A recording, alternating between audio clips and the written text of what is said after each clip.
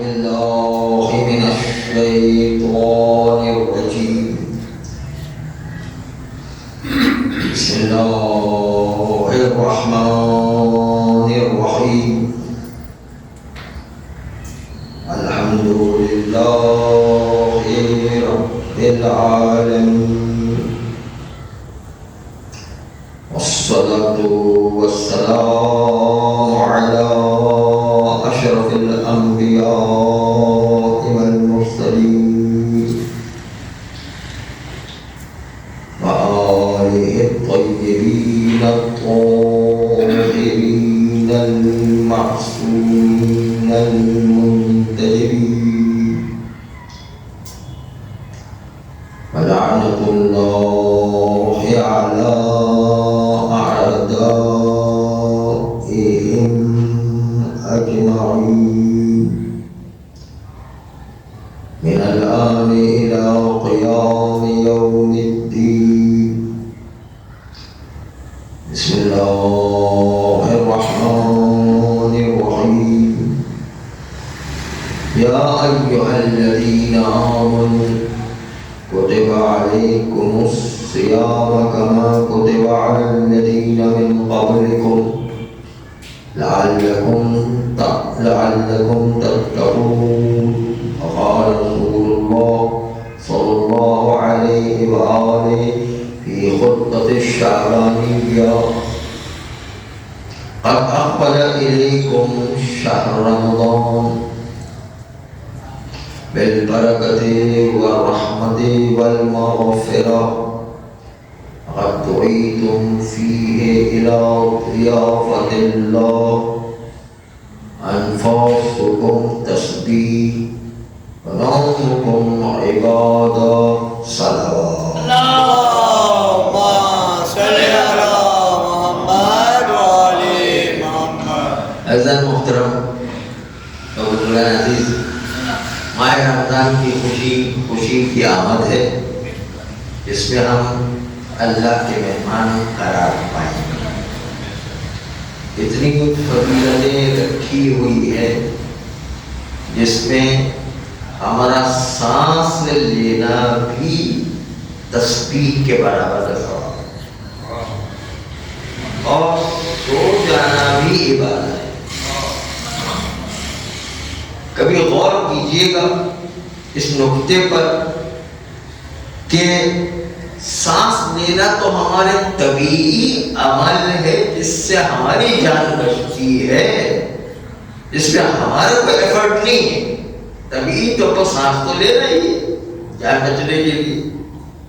اس پر بھی اللہ کتنا کریم ہے کہ ہمیں جو ہے وہ تسبیح کا ثواب دے دیا کرتا ہے. اس سے اللہ کی کرامت کو دیکھیے. اور سو جانا جس میں ہم اپنا آرام کر رہے ہیں، اس میں بھی اللہ نے ہمارے لیے عبادت رکھی. لیکن اس عبادت میں اہم نقطہ پوشیدہ ہے کہ سو جاؤ لیکن گناہ نہیں کرو. یہ اصل نقطہ اس کے اندر پوشیدہ ہے کہ کسی طرح سے بھی گناہ سے بچو. سو جاؤ مگر گناہ سے بچو.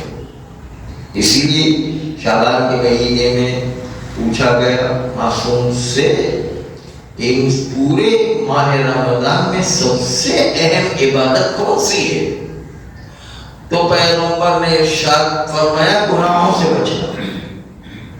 سب سے اہم عبادت ہی یہ ہے کہ انسان گناہوں سے بچے، اسی کی پریکٹس کرے. اور لعلکم تتقون کا مطلب بھی یہی ہے انسان تقوی اختیار کرے. تقوی کی پہلی منزل یہ ہے کہ انسان گناہوں سے بچنا سیکھ جائے. دوسری منزل یہ ہے کہ انسان گناہوں سے بچنے کے علاوہ مکروہات سے بچے.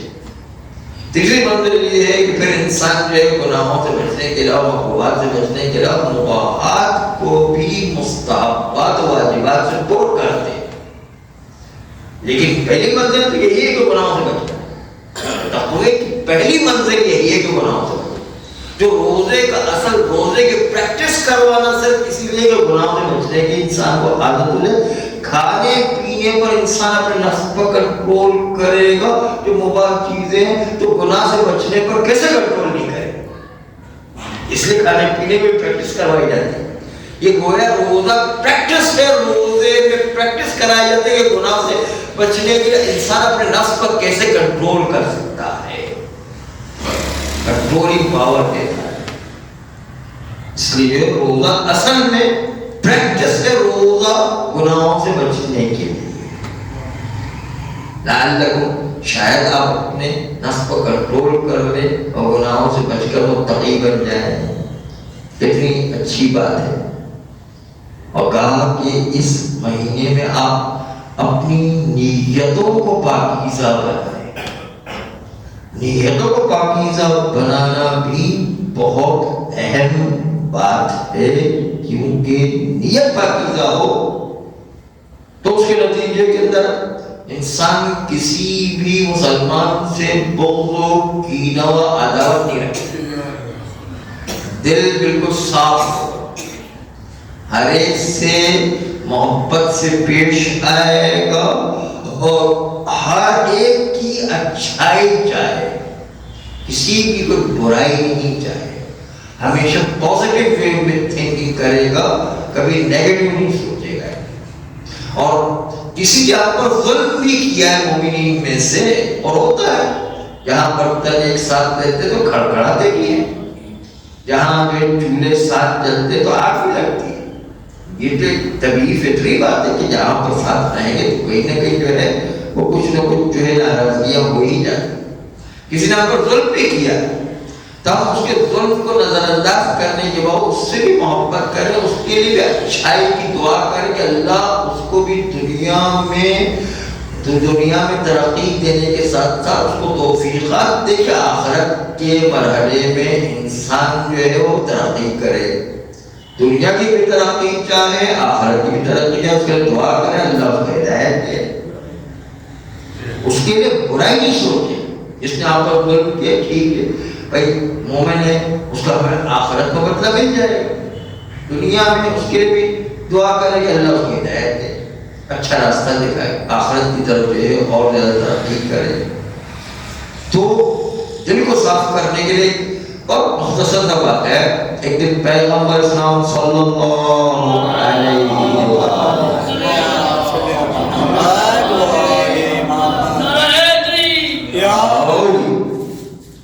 کہا کہ آج جو اس کمرے میں سب سے پہلے داخل ہوگا یہ جنتی شخص ہوگا. اصحاب نے دیکھا کہ ایک شخص جو ہے وہ کمرے میں داخل ہو، سب کی نگاہ اس پر اٹھی اور دیکھا کہ یہ جنتی شخص آ رہا ہے. اس کو پہچان لیا. اب جب پیغمبر کی محفل ختم ہوئی ایک صاحب نے سوچا کہ میں جا کر کے اس کے گھر پر دیکھوں کہ یہ کرتا کیا ہے جس کی وجہ سے پیغمبر نے دنیا ہی میں اس کو جنت کی بشارت دے دی. اس کا عمل کیا ہے یہ جس کی وجہ سے پیغمبر صلی اللہ علیہ نے اس کی ابھی سے جو ہے تعریف یہ کی کہ جنتی شخص ہے اور سب کے درمیان اعلان کیا. تو جیسے ہی محفل برخاست ہوئی ایک صاحب جب جو باہر نکلے تو اس وقت جو ہے ان سے کہا کہ بھائی میں آپ کا مہمان بننا چاہتا ہوں. یہ نہیں پتا ہے کہ میں کیوں مہمان بننا چاہتا ہوں، صرف اتنا پتا ہے کہ میں آپ کا مہمان ہوں. تو کہا کہ آپ بہت ویلکم ہے، بہت خوش آمدید ہے.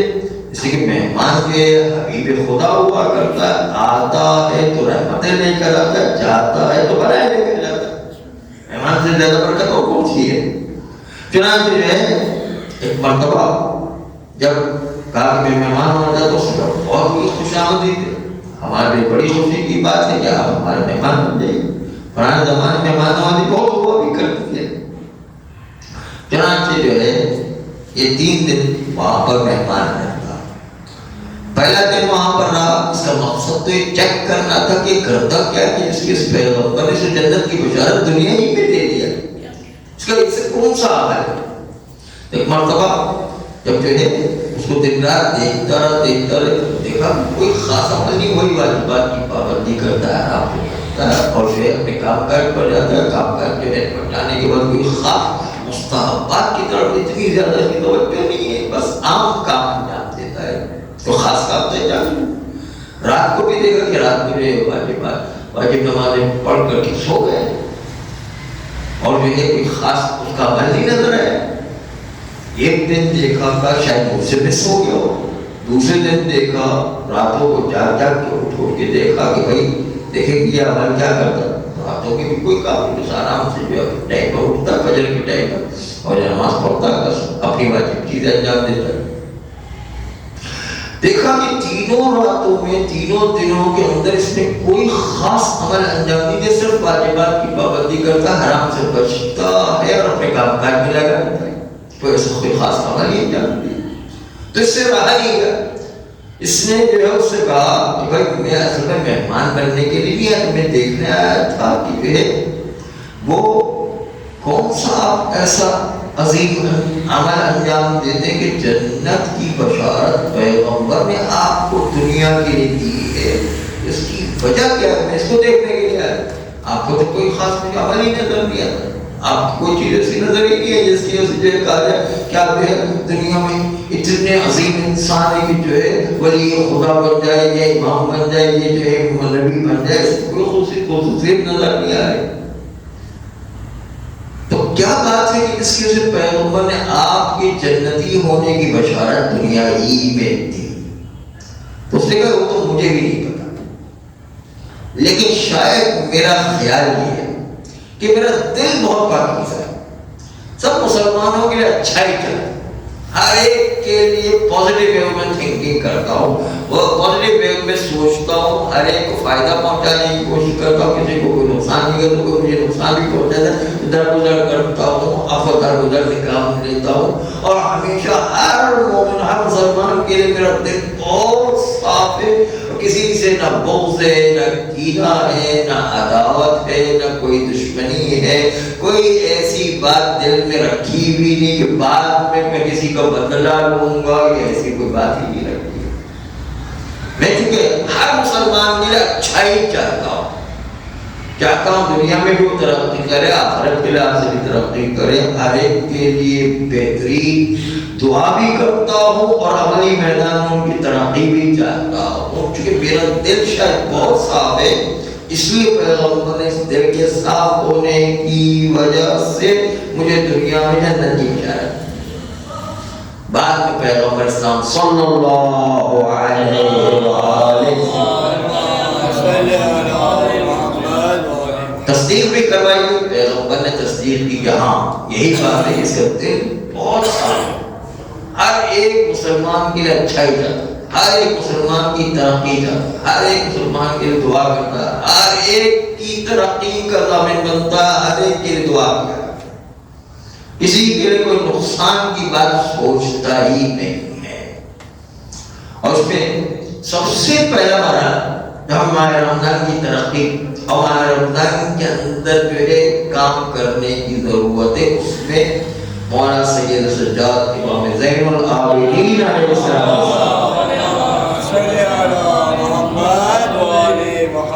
ان کے اس واقعے کو بڑا دفعہ میں کہ ایک دن ابو حمزہ شمالی نے مولانا سید سجاد سے پوچھا، ابو حمزہ شمالی مولانا سید سجاد کی نسبت سے اسی طرح جس طرح سلمان فارسی اور ابو ذر پیغمبر اسلام کے لیے مالک اشتر کے مولا ہے، ابو حمزہ شمالی اتنے مقدس آدمی تھے مولانا سید سجاد کے۔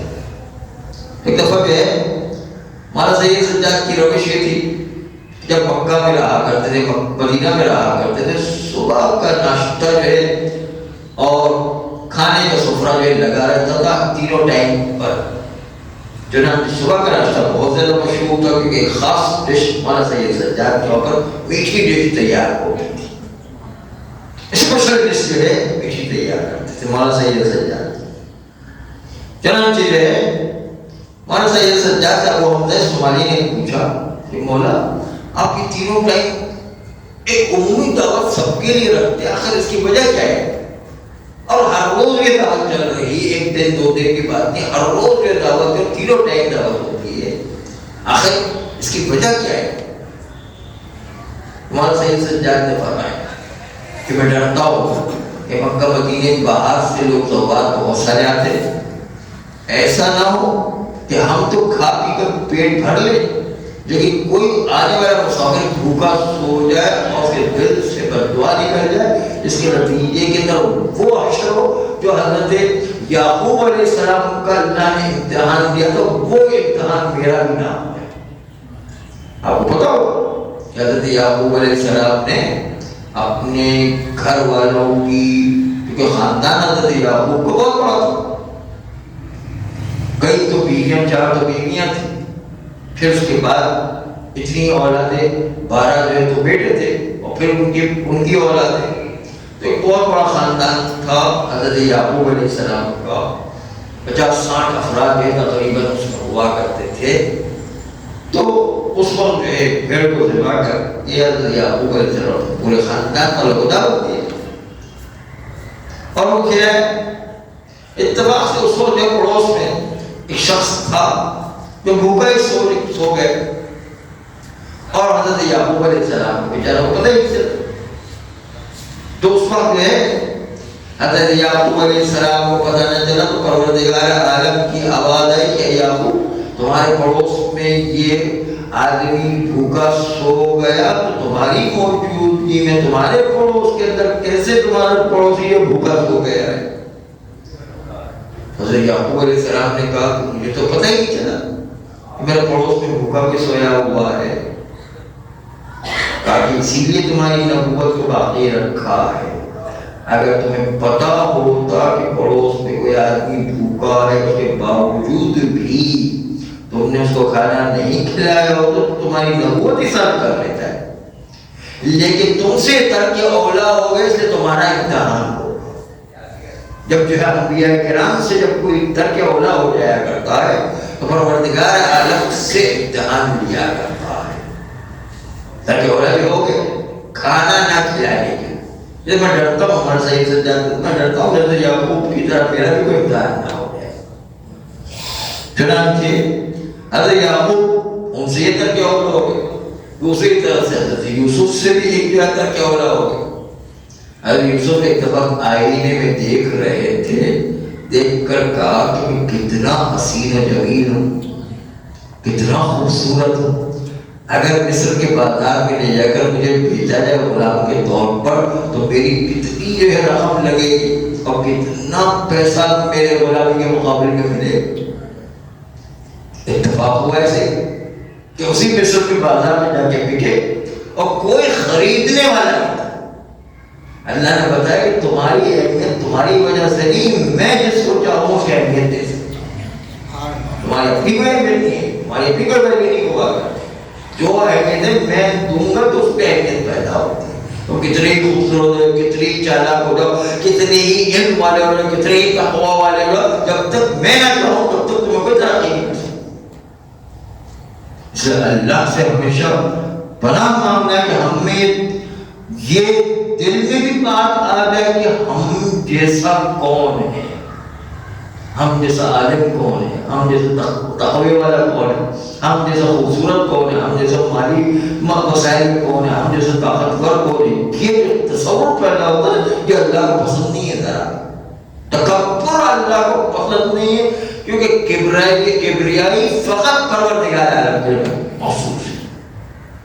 جس نے کبریائی اختیار کی وہ مارا جائے، جس نے کبریائی اختیار کی وہ جو ہے پست ہو جائے۔ جتنی ترقی وہ پستی کی طرف ہے۔ مولا امیر المومنین صلی اللہ علیہ کا نہج البلاغہ ہوا ہے، ہر عروج کو زوال ہے، اس لیے کہ جو آدمی بھی جتنا عروج پر جانا ہے چلا جاتا ہے تو اس کے دل میں اس وقت کم سے کم یہ تو خیال پیدا ہوتا ہے کہ اب اس وقت میرے جیسا کون ہے، یہ جو ہے میرے جیسا کون ہے، یہ تصور پیدا ہوتا ہے۔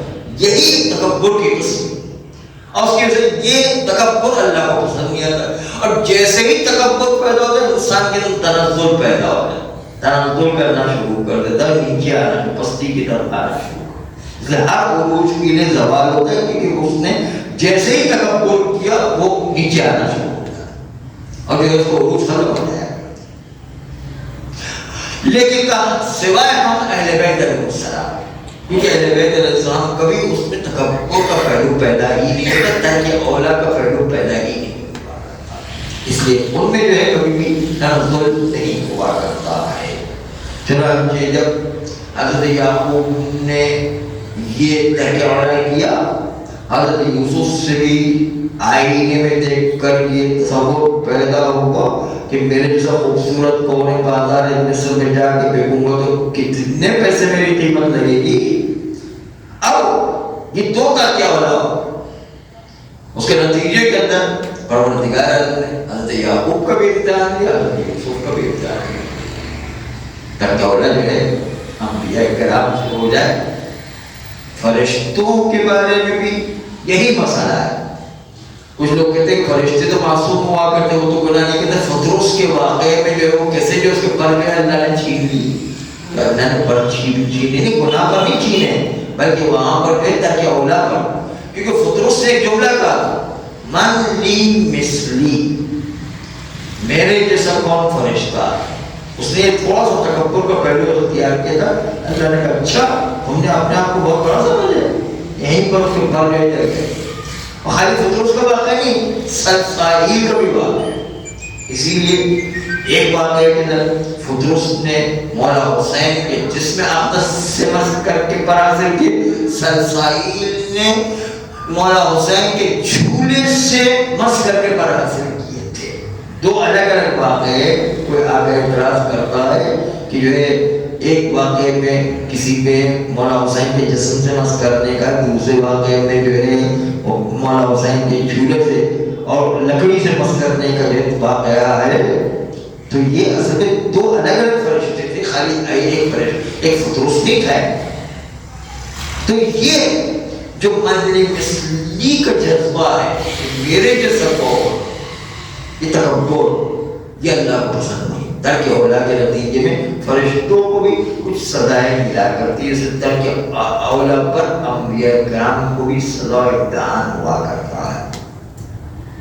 چنانچہ مولا سید سجاد نے ابو حمزہ شمالی سے کہا کہ میں ڈرتا ہوں کہ کہیں ایسا نہ ہو کہ میرا بھی امتحان ہو جائے، کوئی بھوکا مسافر آ کے سو جائے اور اس کے نتیجے میں میرے سے بھی ترک اولا ہو جائے اور میرا بھی امتحان ہو جائے.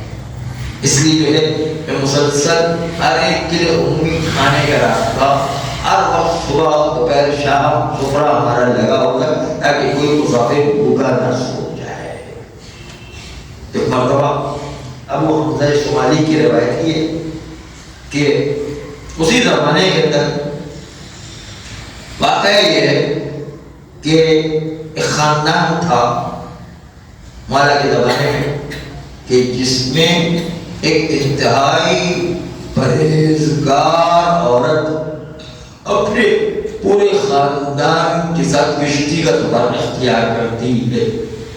ابو حمزہ شمالی کی روایت جس میں جب سفر اختیار کیا اس خاتون نے تو انتہائی مقدس و پرہیزگار خاتون تھی.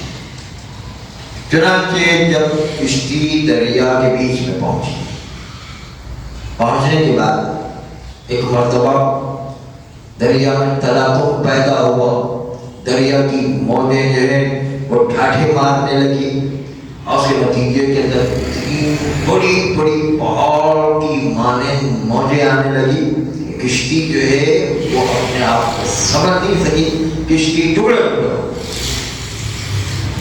ٹکڑے ہو گئی. اس عورت نے اپنی آنکھوں کے سامنے اپنے رشتہ داروں کو مرتے ہوئے دیکھا اور دیکھا کہ وہاں پر اس کا شوہر جو انتقال کر گیا، اس کے اولاد انتقال کر گئی، اس کے بھائی وغیرہ انتقال کر گئے اور یہ عورت جو ہے تختے کو پانے میں کامیاب ہو گئی. کشتی کے تختے کو پانے میں جب کامیاب ہوئی تو تختہ آہستہ آہستہ دریا کی موجوں کے سہارے اس کے رخ پر خود بخود چلتے چلتے ساحل کے کنارے پر لگا.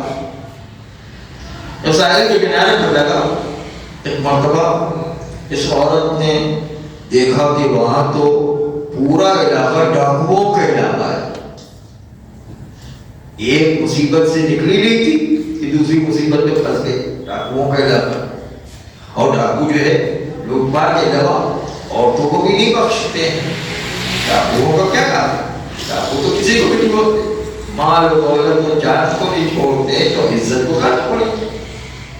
چنانچہ ڈاکوؤں کا سردار آگے بڑھا, یقینی عورت.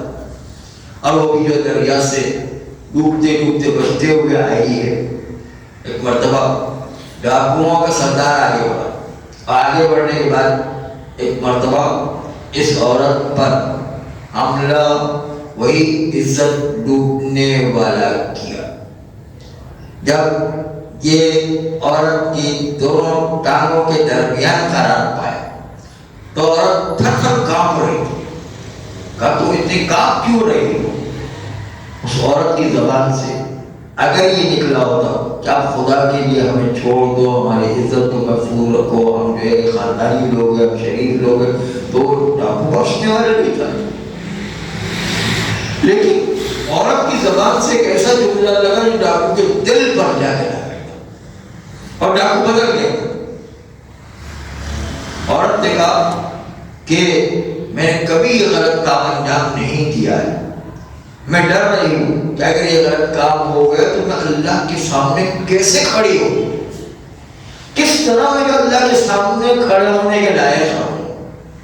یہ جملہ جو نکلا تو ڈاکو نے سوچا کہ یہ تو مظلوم عورت ہے, اس کا تو کوئی قصور نہیں, اس کے باوجود اتنی تھر تھر کانپتی جا رہی ہے, اللہ کے سامنے ہونے سے سامنے کھڑے ہونے سے ڈر رہی ہے, تو میں تو ظالم ہوں, مجھے تو اللہ کے سامنے کھڑے ہونے میں کتنا خوف زدہ ہونا چاہیے اور کتنا تھر تھر کانپنا چاہیے.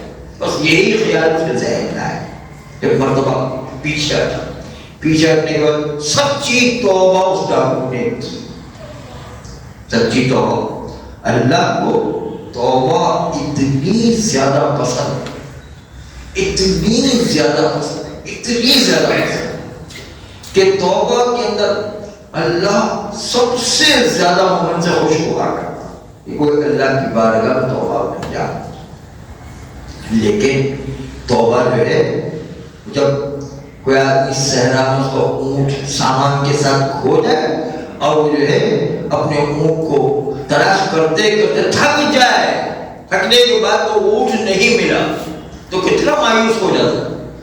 اور مایوس ہونے کے بعد وہ درخت کے نیچے آرام کرتا ہے کہ اب تو جو ہے مجھے موت ہی آنا ہے, کیونکہ جو ہے سارا سامان تو صحرا میں کھو ہی گیا ہے, کہیں کوئی نہ کھانے کا سامان ہے, نہ پینے کا سامان ہے, نہ کوئی انتظام کا سامان ہے.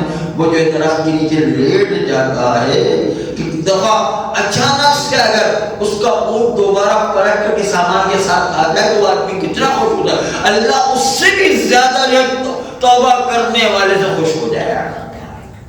اتنا ایک آدمی کی جان بچ جائے اس سے بھی زیادہ اللہ خوش ہو جائے اگر توبہ کر کے اللہ کی بارگاہ میں پہنچ جائے. اور توبہ خالی اس چیز کا نام نہیں کہ استغفر اللہ ربی واتوب الیہ خالی زبان سے کہتے نہیں, زبان سے کہنا خالی توبہ نہیں.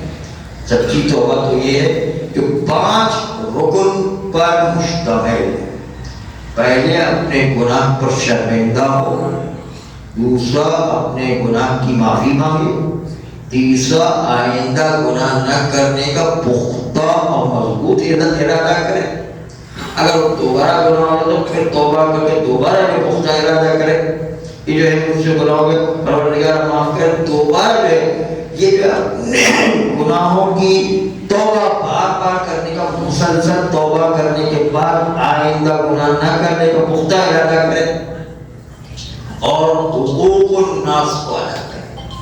جتنے بھی لوگوں کے حقوق ہماری گردن پر رہ گئے, چاہے کسی کو ہم نے برا بھلا کہہ دیا, چاہے کسی کو ڈانٹ ڈپٹ کر دیا, چاہے کسی کو ہم نے الزام لگا دیا, چاہے کسی کو تہمت لگا دی, چاہے کسی کی غیبت کر رہی ہو, چاہے کسی کا استہزاء کیا ہو, چاہے کسی کی جو ہے عزت کو پامال کر دیا ہو.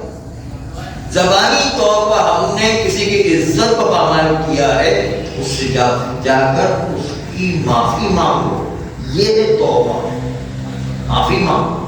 اگر اس کی عزت کو ہم نے کسی طرح پامال کیا ہے تو اس کی عزت کو بحال کرو.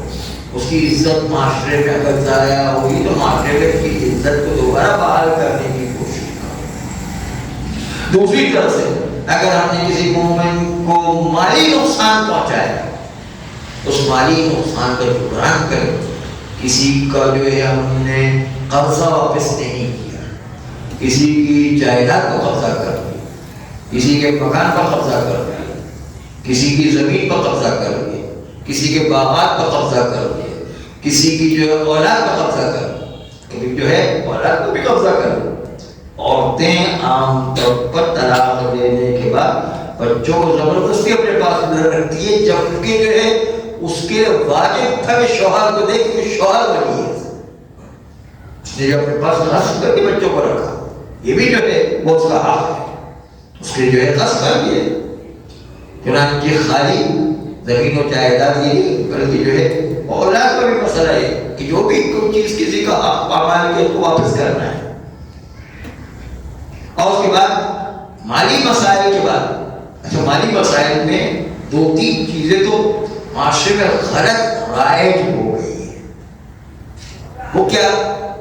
جیسے سنتے ہیں کہ سندھ کے اندرون علاقے میں وہاں پر بہن کو وراثت میں حصہ نہیں دیتے, تو یہ بہن کو جو حصہ نہیں دیتے, بھائی بہن کا حق غصب کر رہا ہے, کیونکہ بہن کا حصہ شریعت میں رکھا ہوا ہے, پھر کیوں نہیں دیتے؟ تو شریعت کی اور اللہ کی مخالفت کر رہے ہیں. یہ جو غصب کیا, چاہے بھائی اپنے کلچر کی وجہ سے بہن کو اس کی جائیداد کا حصہ نہیں دیتا ہے, کلچر کی وجہ سے نہ دینے کے بعد غاصب کہلائے گا, گناہگار ہے. یہ چیز جو ہے مد نظر رکھنا ہے کہ جو بھی شریعت میں کسی کا حق بنتا ہے اس کو واپس کرنا ہے. شریعت جو ہے وہ کسی مخصوص آدمی کے ساتھ مخصوص نہیں, کسی کلچر کے ساتھ مخصوص نہیں. جیسا شریعت کا حکم ہے اس کے تابع ہمیں چلنا ہے. یا مثلا وہ دو تین مثالیں عرض کرو تاکہ یہ معاشرے میں جو رائے ہے اس کو بتا دوں. کہ جیسے گورنمنٹ کسی کے گھر کو نیلام کرتی ہے, کسی کی گاڑی نیلام کرتی ہے, کسی کی اسکوٹر نیلام کرتی ہے, تو یہ نیلام بھی کر رہی ہے. اصل میں یہ تو کسی مسلمان کا حق ہے. مثلا اس نے انکم ٹیکس نہیں دیا, اس نے کسٹم ٹیکس نہیں دیا, اس کے نتیجے اس کی گاڑی پکڑی گئی, اس کا جو مکان ضبط کر لیا گیا, اس کی جو بہت ساری چیزیں ضبط کر لی, اب نیلام ہو رہی. تو ہم گورنمنٹ کی چیز لے نہیں سکتے ہیں, کیونکہ گورنمنٹ جو ہے اس کا مال نہیں, اس آدمی کا مال جو اسمگلنگ کر کے لے کر آ رہا. اس آدمی کی اجازت کے بغیر گورنمنٹ بیچ رہی ہے تو آدمی کا مال ہے, آدمی مالک ہے, گورنمنٹ مالک نہیں ہے. اس لیے جو ہے اگر کوئی لے کر آیا ہے تو اس مال کو غصبی سمجھا جائے. وہ مال لے کر گورنمنٹ کو جو پیمنٹ کیا وہ بھی گئی, اور یہ مال جو آپ نے گورنمنٹ سے نیلام میں جو غصبی مال خریدا ہے اس کو بھی اس کے مالک کو ڈھونڈ کر اس تک پہنچاؤ, یہ بھی آپ کی ذمہ داری. کتنی بڑی ذمہ داری. شریعت کے مسئلے بڑے مشکل کبھی کبھی مسئلے بن جاتے ہیں.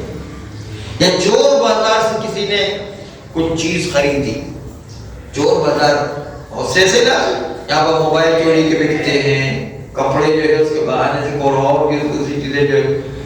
اسمگلنگ کا مال چوری کا مال نہیں ہے.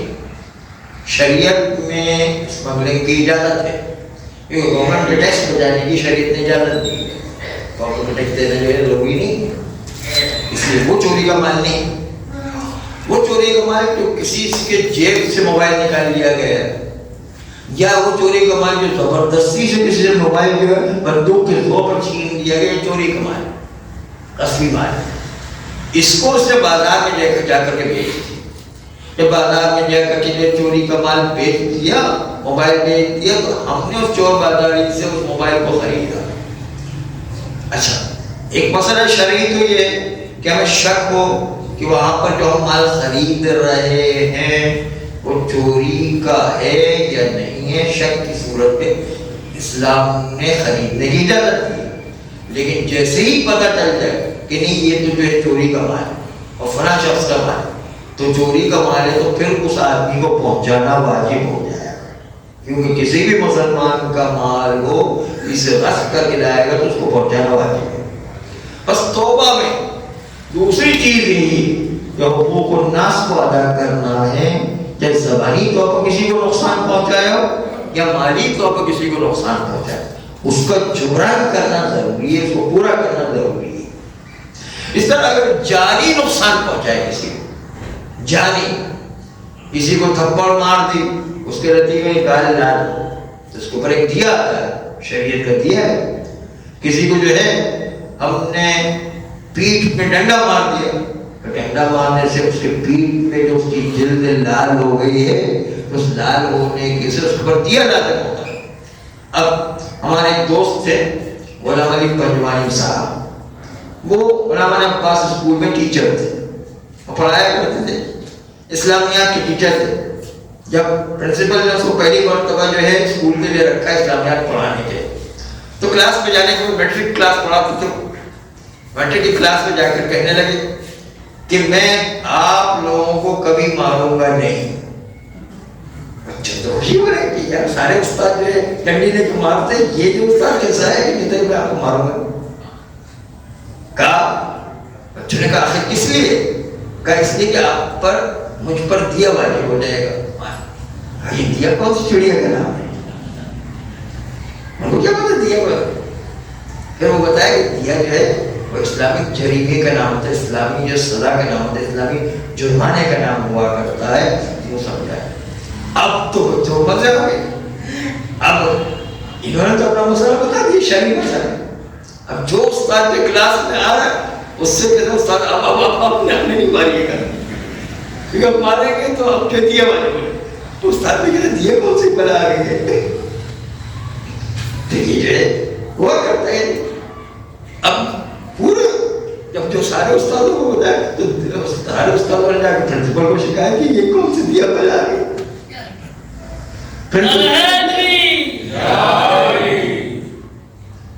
پرنسپل صاحب جو ہے علامہ علی پنجوانی صاحب کو بولا بھائی یہ کیا اسکول میں ہنگامہ کھڑا کرتے؟ کہا تو میں نے تو شرعی مسئلہ ہوتا ہے، میں نے تو کچھ نہیں کہا ہے۔ تو وہ پرنسپل صاحب کی بیچارے شریف آدمی تھے، انہوں نے کہا ٹھیک ہے یہ شرعی مسئلے تو سکھائے، اچھی بات ہے، بچوں کو سیکھنا چاہیے، یہ اسکول کے ساتھ ساتھ شرعی مسئلے سیکھنا اہم ہے، اس لیے جو ہے وہ کنٹینیو کیا۔ انہوں نے پھر جو ہے وہ ذرا چوری اور مسائل ٹائپ کی بھی تھی تو مدار میں بہت ساری باتیں ہوتی تھیں۔ تو مقصد یہ کہ یہ جو دیا واجب ہوتا ہے مارنے کی، یہ بھی مالی واجبات ہے جو ادا کرنا واجب ہے۔ کسی کو تھپڑ مار دیا، کسی کو اسکوٹر مار دی، کسی کو گاڑی مار دی، چاہے غلطی میں بھی کسی کو اسکوٹر مار دی اور زخمی ہو گئے، اس کا دیا دینا واجب ہے۔ مسلمان چاہے شیعہ ہو چاہے شیعہ ہو، مسلمان کو بھی دیا دینا واجب ہے، ہر ایک کو دیا دینا واجب۔ تھپڑ مار دے، کسی کی انگلی توڑ دے، اس سے مجھے وہ واقعہ یاد آ گئے امام علیہ السلام کی خدمت میں آبان ابن تغلب نے عرض، مولا یہ بتائیے، چھٹے امام سے جو ہے پوچھا کہ مولا یہ بتائیے کہ اگر عورت کی ایک انگلی کاٹ دی جائے، اس سے بدلتا ہے کہ انسان کو شریعت کے مسئلے میں اپنی عقل کو نہیں گھسے بیٹھا، ورنہ یہ سارے مسئلے گرم ہو جائیں گے۔ آپ بتائیں ابو حنیفہ سے جو ہے امام علیہ السلام نے پوچھا تھا کہ بھئی اب قرآن حدیث سے کیا اپنے شرعی مسئلے بناتے ہو؟ کہا میں وہ قرآن حدیث سے نہیں بناتا ہوں، دیکھتا ہوں میرے عقل کے مطابق ہے تو مانتا ہوں ورنہ نہیں مانتا ہوں۔ تو امام علیہ السلام نے 4 سے سوال کیا، اس کے بعد جو کسی کا جواب نہیں دے سکا، امام نے پھر اس کی تشریح کی ہے، وہ فرصت دی پھر کبھی عرض کریں گے۔ تو امام علیہ السلام آبان نے تغلب نے پوچھا کہ ایک انگلی عورت کی کاٹ دی جائے تو کتنا دیا؟ تو امام علیہ السلام نے فرمایا 10 اونٹ، کیونکہ پورے انسان کا دیا جو ہے وہ 100 اونٹ ہوا کرتا ہے، تو کچھ معمولی دیا نہیں ہوتا، جرمانہ بہت بڑا ہے۔ ایک انگلی عورت کی کاٹ دے تو 10 اونٹ، اگر کسی نے 2 انگلیاں کاٹ دی ہے تو 20 اونٹ۔ اسے پوچھا راوی نے کہ اگر 3 انگلیاں کاٹ دے تو امام علیہ السلام نے کہا 30 اونٹ۔ اچھا 4 انگلیاں کاٹ دے تو کتنا دیا؟ عورت کے کہ 4 انگلی کاٹ دے تو کتنا دیا ہوگا؟ امام علیہ السلام نے فرمایا 20 اونٹ۔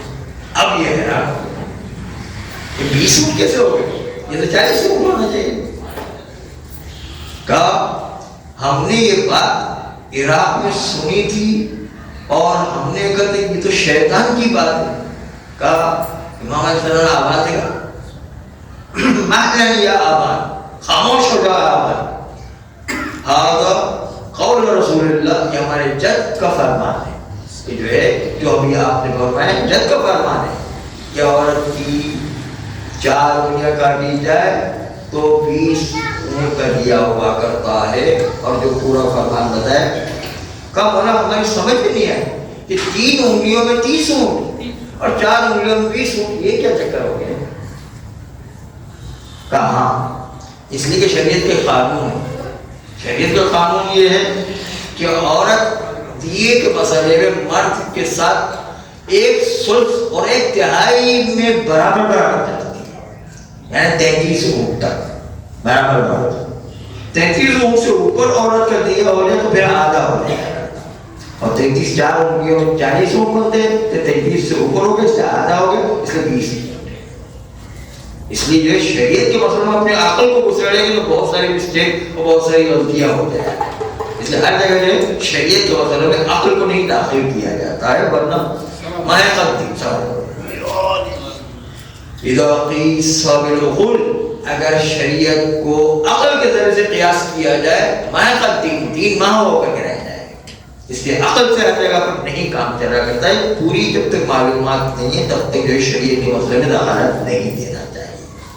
چنانچہ اب ہوا یہ کہ اب آباد نے تو یہ سن لیا، لیکن بات یہ ہے کہ حضرت ابراہیم علیہ السلام ان کا بھی امتحان ہوا، اور جب اس ڈاکو نے توبہ کی اور توبہ کر کے پیچھے ہٹا تو اس ڈاکو نے توبہ کرنے کے بعد پیچھے ہٹنے کے بعد سچی توبہ کی، جس کے اندر 5 ارکان تھے جو آپ کے سامنے پیش ہیں۔ شرمندہ ہونا گناہ کا، سچے دل سے توبہ کرنا، اور آئندہ گناہ نہ کرنے کا پختہ ارادہ کرنا، حقوق الناس کو ادا کرنا، کسی کی جان کو نقصان پہنچائے، مال کو نقصان پہنچائے، عزت کو نقصان پہنچائے، جو گناہ نہ کرنا، کسی کا بھی نقصان پہنچائے۔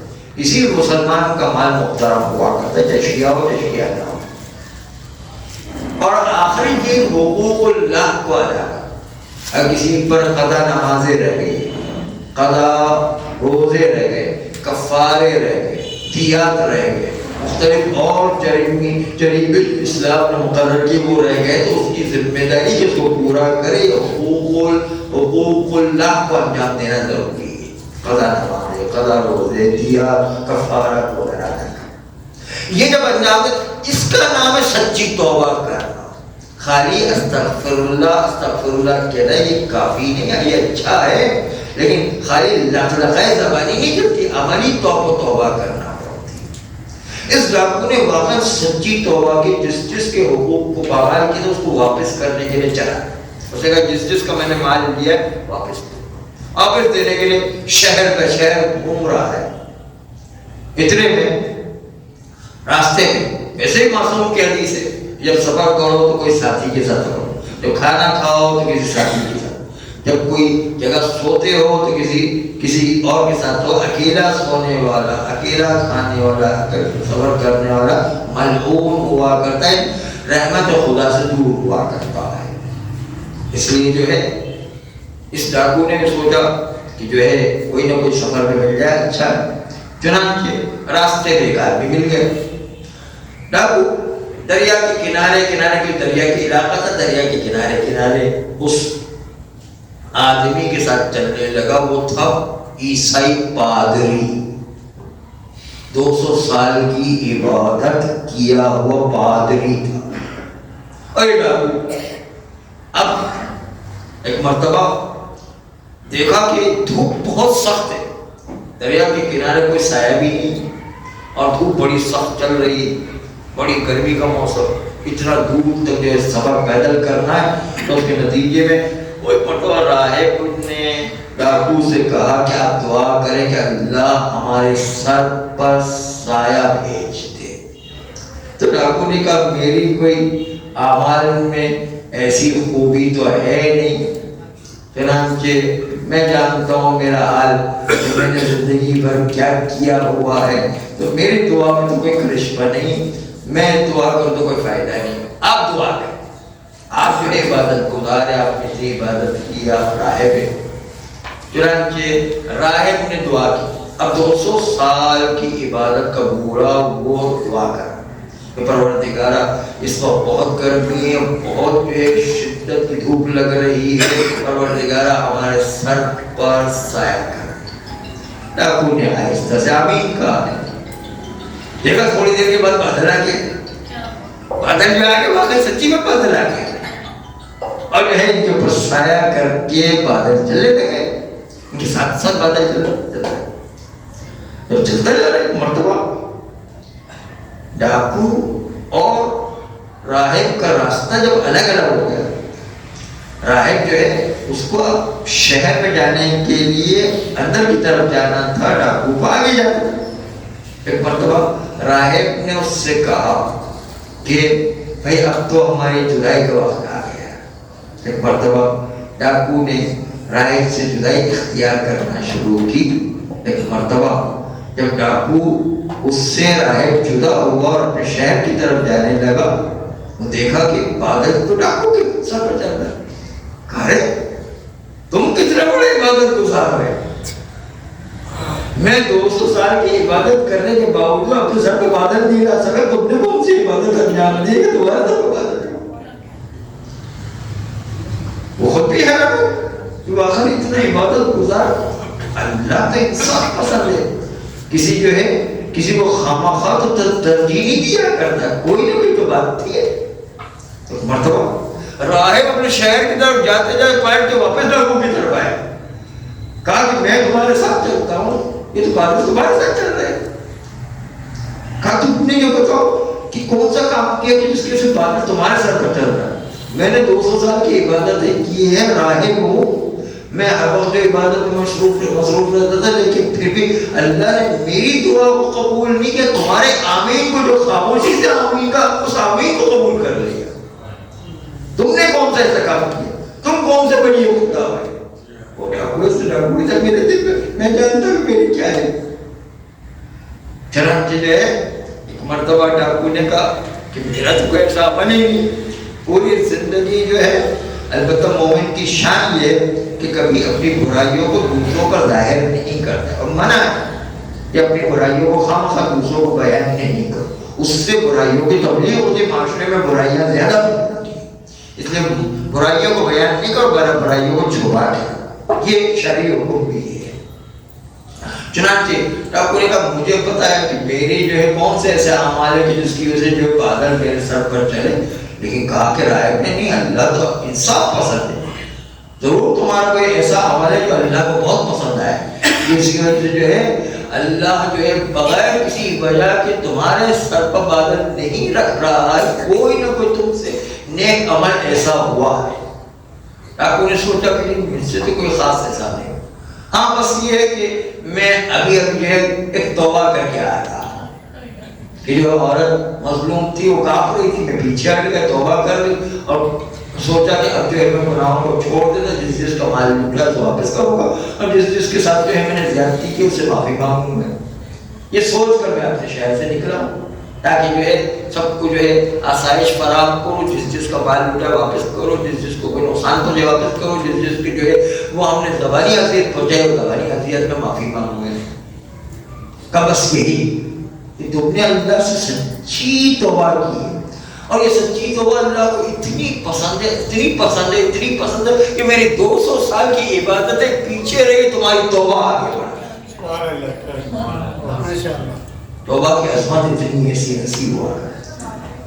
تو انسان کو اگر ماہ رمضان کی تیاری کرنا تو سب سے پہلے توبہ کو انجام دے گا، اپنے نفس کو بالکل پہلے پاکیزہ کرے اور پھر اس میں نیکیاں ڈالیں. نیکیاں ڈالنے میں بھی ایک چیز کو ضرور مد نظر رکھیں کہ نیکیاں آپ جتنی بھی کرے کوئی ایسا عمل نہ انجام دے جس سے ساری نیکیاں خراب ہو جائیں. یہ بھی بہت امپورٹنٹ بات ہے. علامہ نراقی کا واقعہ، ملا احمد نراقی کا واقعہ، بس کوشش کرتا ہوں وقت کے اندر آ جائے. ملا احمد نراقی میرا جو سعادہ کی مؤلف، اس کو اردو ترجمہ بھی آ گیا، تو مراجع مجتہدین بھی اپنے نفس کو پاکیزہ کرنے کے لیے یہ کتاب ضرور پڑھا کرتے ہیں. تو ملا احمد نراقی ان کی اپنے والد بزرگوار کا واقعہ ہے. اور کہتے کہ نوروز کا وقت، ایران میں نوروز بہت شان و شوکت سے منایا جاتا ہے، ہماری عید سے بھی زیادہ منایا جاتا ہے. چنانچہ رشتہ داروں سے ملنے کے لیے جاتے ہیں. تو ایک مرتبہ ہم اپنے دوستوں رشتہ داروں سے ملنے کے لیے گئے، ٹیم بنا کر کے 10 آدمی کی مثلا ٹیم بنا کے گئے. اور ہمارا ایک دوست رہتا تھا قبرستان کے پاس، اور قبرستان کے پاس رہنے کی اس کی وجہ یہ تھی کہ قبر کو دیکھ کر اپنے آپ کو ہمیشہ قبر کی یاد ہمارا ہمیشہ اس کے دل میں رہے. اس لیے عرفانی بندہ تھا، اس لیے اس نے اپنے آپ کو ہمیشہ قبر کو سامنے رکھا تھا تاکہ قبر کی تیاری کر سکے. اسے اپنا گھر اسی قبر کے سامنے بنایا تھا اس نے، اور ہمیشہ پورے روزانہ قبرستان کی زیارت ہے. ایک ایک مومن کے اوپر فاتحہ پڑھتا، خاص طور پر جمعرات کی سحر ایک ایک مومن کی قبر پر جا کر فاتحہ علیہ کے لیے پڑھتا تھا. ہر قبر پر، ہر مومن کی قبر پر، تاکہ اپنی جو ہے تیاری کرے. چنانچہ آئے ملا احمد نراقی کے والد بزرگوار کہتے کہ ہم ٹیم بنا کر جب اس دوست کے پاس ملنے کے لیے گئے تو اتفاق سے وہاں پر کچھ عورتیں مہمان کے طور پر آئی ہوئی تھی، اور گھر میں اتنی جگہ نہیں تھی کہ مردوں کو الگ سے بٹھایا جا سکے. عورتوں کو بٹھایا گیا تھا. جب عورتوں کو بٹھایا گیا تو اس دوست نے ملا احمد نراقی کے والد بزرگوار سے، جو خود ایک مرجع تھے ملا احمد نراقی، ان کے والد بزرگوار بھی بہت بڑا عالم تھے، ان سے کہا کہ بھائی دیکھو عورتیں مہمان بنی ہیں، اور عورتیں جو ہے ان کی وجہ سے اب گھر میں جگہ نہیں، اس لیے آپ لوگ تھوڑی دیر انتظار کریں جب تک کہ عورتیں جو ہے وہ نکل جائیں، مہمان خانہ خالی ہو جائے، تو پھر ہم آپ کو اندر بلا لیں گے. تو انہوں نے 10 آدمیوں کی ٹیم تھی، انہوں نے کہا کہ ہم کیا کریں، یہاں پر راستے میں کھڑا رہنے تو مناسب نہیں. کہا چلو ہم قبرستان میں جاتے ہیں. قبرستان میں بیٹھنے کا ایک سایہ چھجا بھی ہوا کرتا ہے، جا کے وہاں پر آرام سے بیٹھے گے اور تھوڑی دعا بھی پڑھتے رہیں گے، فاتحہ بھی پڑھتے رہیں گے، اور ٹھنڈی ٹھنڈی ہوائیں بھی کھاتے رہیں گے. قبرستان میں کھلا میدان ہوتا ہے، اس لیے جو ٹھنڈی ٹھنڈی ہوائیں بھی آتی ہے، سایہ میں کام آ جا کے بیٹھتے جب تک کہ عورتوں سے فارغ نہیں ہو جاتے. چنانچہ وہاں پر جا کر ہم بیٹھے قبرستان میں جا کر کے جو بیٹھے ہیں تو ایک مرتبہ ان 10 آدمیوں میں سے ایک آدمی ذرا جولی اور مزاحیہ ٹائپ کا، اس نے کہا کہ اے قبر کے مردوں، وہ زندہ نے تو ہمیں مہمان نہیں رکھا، آپ میں سے کوئی ہماری مہمانی کر دے. اب جو یہ کہنا تھا کہ قبر سے آواز آئی کہ آپ ہمارے مہمان ہو جائیے، جو میرا آپ کو تشریف لائیے. ارے یہ تو سچی ہو گئی، ان کا تو دماغ ہی خراب ہو گیا، یہ کیا ہو گیا. مردے نے بلایا کہ آپ جا رہے ہیں خبر، مردے کا بلانے کا مطلب کیا ہے، قبرستان میں جانا ہے. آپ نے 10 آدمی گھبرانے لگے کہ مردے نے جو میرا آپ کو بلایا. اب جو میرا آپ دن سب لوگ جو ہے وہ ایک دوسرے کو کال کرتے رہے کہ بھائی تمہاری طبیعت تو ٹھیک ہے بھائی، سمجھے بیمار پڑے گا، اس لیے ہمارے بھی جانے کا ٹائم آ گیا. جو میرا طرف سے ہماری پوچھتے دیکھا کہ جو ہے جو میرا بالکل ٹھیک ٹھاک ہے، ہر ایک سے ٹھیک ٹھاک. کہا چلو مردے نے بلایا تو دیکھتے وہ کیا کہتے ہیں. وہ مردے کے پاس گئے. ایک مرتبہ 10 آدمی تھے، وہ ڈر رہے ہیں کہ بھائی میں آواز دوں تو میں پھنس جاؤں. کہا تم آواز دو. ایک نے ہمت کر کے آواز دی، کہا بھائی ہم جو ہے آپ نے مہمان بلایا تھا، ہم آ گئے. اتنی دیر میں قبر پھٹی، وہاں سے غلام نکل کر کے کہا تم لوگوں نے آنے میں دیر کر دی، بہت دیر سے ہمارا آقا آپ کا انتظار کر رہا ہے، چلو آئیے تو صحیح. لیکن خبر پہ کون اترے. ایک نے ہمت کر کے کہا چلو میں جا کے دیکھتا ہوں اندر ہے کیا ہے. جا کے دیکھا تو بالکل ایک دم ہائی وے بنا پورا، بہترین روڈ بنا ہے، بہترین ہر طرف سرسبز و شاداب پھل و پھول ہی نظر آ رہے ہیں، بہترین ماحول ہے. سب سے کہا بھائی آ جاؤ، بہترین ماحول ہے، چلتے ہیں. اب یہ چلے تو ایک مرتبہ سامنے ایک بہترین شاندار محل بنا ہوا تھا، اور محل کے اندر جب پہنچے تو اس کو جو ہے اس کے آقا نے ہمارا بڑھ کے استقبال کیا اور سفرے کو بٹھایا اور انواع اقسام کے کھانے والا کیا، اور جو ہے اتنا خوبصورت نوجوان، اس کے سر پر تاج ہے، سونے کا لباس پہنا ہوا ہے، ساری بادشاہ کی خصوصیات موجود ہے۔ انہوں نے پوچھا کہ آپ کون سے ولی خدا ہے کہ جس کے لیے اللہ نے اتنی شان آپ کو عطا کی کہ دنیا ہی میں آپ دنیا والوں کو اپنی جنت میں بلا سکتے ہیں، آخری کون سی جگہ ہے؟ کہا مجھے اللہ نے یہ جنت نصیب فرمائی۔ آپ کون سے جو ولی خدا ہے، کون سے جو ہے وہ اتنے مقرب بندے ہیں کہ جس کے لیے اللہ نے اتنی نعمتیں، انواع اقسام کے کھانے، انواع اقسام کے لباس، ہر قسم کے نوکر چاکر اور ہر طرح دنیا والوں کو جنت میں اپنی جو برزخ والی جنت میں بلا سکتے ہیں۔ آخر آپ کا رتبہ اتنا بڑا اللہ نے کیسے دیا؟ تو کہا دو وجہ۔ کہا کہ آپ نے لیکن مجھے پہچانا میں کون ہوں؟ کہا نہیں ہم نے تو پہچانا نہیں، آپ تو کوئی ولی خدا لگتے۔ کہا نہیں میں آپ کے محلے کا کوئی قصائی ہوں۔ قصائی تو جو ہے بوڑھا تھا، کالا تھا، بھدا تھا، اس کے چہرے پر چچک کے داغ تھے۔ کہا کہ اللہ کی جنت میں آنے کے بعد انسان جوان ہو جاتا ہے، قد بھی چھوٹا تھا قد بھی بڑا ہو گیا، خوبصورت ہو گیا، سارے داغ ختم ہو گئے، اور نوجوان 60 سال کا بوڑھا تھا ہو گیا 25 سال کا، تو کیسے پہچانے گا؟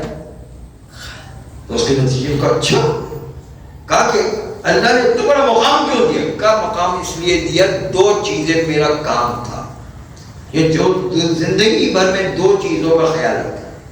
پہلی چیز یہ کہ میری جو ہے بازار میں جو گوشت کی دکان تھی، کبھی بھی کسی کو میں نے کم تول کے نہیں دیا، پورا گوشت تول کے دیکھتا تھا، بلکہ تھوڑا سا زیادہ، کبھی زندگی میں کسی کو کم تول کے نہیں، نا انصافی کبھی نہیں کی۔ اور دوسرے کہ جیسے ہی آذان آتی تھی فوراً اپنی دکان کو بند کر کے نماز پڑھنے کے اول وقت ہے۔ اسے پروردگار عالم نے اتنی ساری نعمتیں مجھے ماری ہیں، لیکن اس کے ساتھ ساتھ جب جو ہے کھانا کھلا رہا تھا، تھوڑی تھوڑی دیر کے بعد آہ کر کے اسی زبان سے نکلتا تھا، یہ بتانا چاہتا ہے کہ یہ بڑی خطرناک چیز ہے جو انسان کے عمل کو روک دیتی ہے۔ وہ حقوق الناس کو پامال کا، حقوق الناس کسی کا بھی مال کھا لے، یہ خطرناک ترین چیز ہے جو انسان کے عمل کو روک کے رکھتی ہے، 40 سے زیادہ کوئی عمل ہی قبول نہیں ہوتا ہے۔ چنانچہ اسے پوچھا کہ آخر آپ کیوں کر رہے؟ اس نے اپنا موزہ اتار کے دکھایا کہ دیکھو ایک چھوٹا سا سانپ ہے جو میرے انگوٹھے کو مسلسل ڈستا رہتا ہے، اور اس کا زہر انتہائی تیز ہے جو پورے جسم میں دوڑتا ہے اور یہ مجھے کاٹتا رہتا ہے۔ کہا کس لیے؟ کہا اس لیے کہ میں جب نکلا تھا تو وہاں پر ہمارے یہاں پر اس زمانے میں آگ جلانے کا طریقہ ہے کہ وہاں پر لکڑیاں خرید کر لکڑی جلائی جاتی تھی۔ مرتبہ لکڑی والا جب ہمارے پاس آیا تو اس کے بعد لکڑیاں جلانے کے لیے وہ رکھ کر گیا۔ میں نے کہا اس وقت جو ہے تھوڑا سا جو ہے آئندہ جو پیسے لے لینا، چنانچہ جو ہے وہ آئندہ وہ پیسے کو جو میں نے موقوف کیا اور اسی دوران میری موت آ گئی، تو اس کے لکڑی کے پیسے رہ گئے، چونکہ حقوق الناس رہ گئے، اور اس کی وجہ سے حالانکہ اس نے کوئی جان بوجھ کے نہیں کیا تھا، اس کے باوجود کسی کا حق رہ گیا، تو اس کے نتیجے کے اندر جو ہے کہ پکڑ ہو گئی کہ سانپ مسلسل ڈستا رہتا تھا۔ تو اگر کوئی جان بوجھ کے کسی کے پیسے کھا جائے، کسی کی جائیداد لے لے، کسی کے مکان لے لے، کسی کی زمین غصب کر لے، کسی کا مال غصب کر لے، تو یہ جو ہے اللہ کتنی بڑی سزا انسان کو سارے اعمال بھی روک دیتا ہے، اور جو ہے سزا ساتھ ساتھ جو ہے وہ اتنی خطرناک ہوتی کہ انسان بیان نہیں کر سکتا۔ ابھی جو ہے ٹائم بھی ختم ہو گیا، ورنہ جو ایک اور واقعہ سنا تھا کہ جو اسی طریقے کا ہے کہ جو حقوق الناس کسی کا جو لے لے تو اس کے نتیجے کے اندر جو بہت برے آثار ہو جائیں، سارے عمل ہمارے نیک خراب ہو جائیں۔ اس لیے کسی کے حقوق ہماری گردن پر نہیں رہنا چاہیے۔